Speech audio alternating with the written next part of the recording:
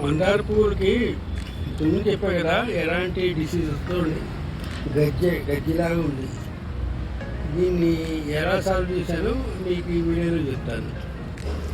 ఈ వీడియోలో మీరు మన మందార మొక్కలు ఏమవుతాయంటే ఈ స్టెమ్స్ నిండా చూడండి, స్టెమ్స్ నిండా వైరస్ వచ్చేసి తెల్ల తెల్ల నల్లులు లాంటివన్నీ వచ్చేస్తాయి.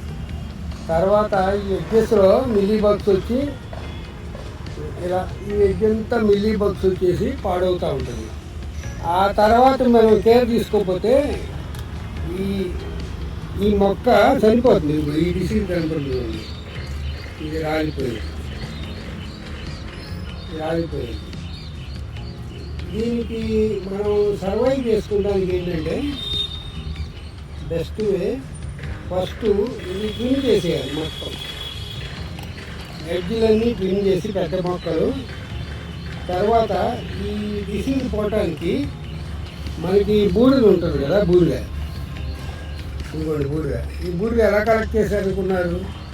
ఆ మధ్య గ్యాస్ స్కేర్సిటీ వచ్చినప్పుడు మనకి అందరు కట్టెల పొయ్యిలు పెట్టారు కదా. మా ఇంటి దగ్గర హోటల్ ఉంటే అక్కడ బూడిద తెచ్చాను. ఈ బూడిద చాలా ఉపయోగాలు ఉన్నాయి. పొటాషియం రిచ్, మీకు ఫాస్ఫరస్ రిచ్, చాలా మాన్యువల్గా వాడచ్చు.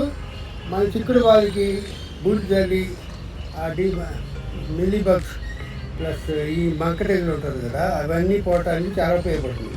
దీనికి ఎలా ఉపయోగించాలంటే ఇలా బూడిద తీసుకుని కొమ్మ ఉంది కదా, కొమ్మకి ఇలా రాస్తే ఇంకా కట్ చేసిన తర్వాత ఆల్రెడీ రాసేసాను ఇంతకుముందే, రాసే పెట్టి సర్వైవ్ అయిపోయి ఇప్పుడు మళ్ళీ చిగుళ్ళు వస్తుంది. ఇదిగోండి, బూడిద తగ్గటం వల్ల నష్టమే లేదు. ఈ విధంగా మీరు ఈ మందార మొక్కల్ని కాపాడుకోవచ్చు. ఇది ఇలాగే అన్ని మొక్కల్ని కాపాడవచ్చు అన్నమాట. బూడిదతో ఇంకా చాలా ఉపయోగాలు ఉన్నాయి. Thank you.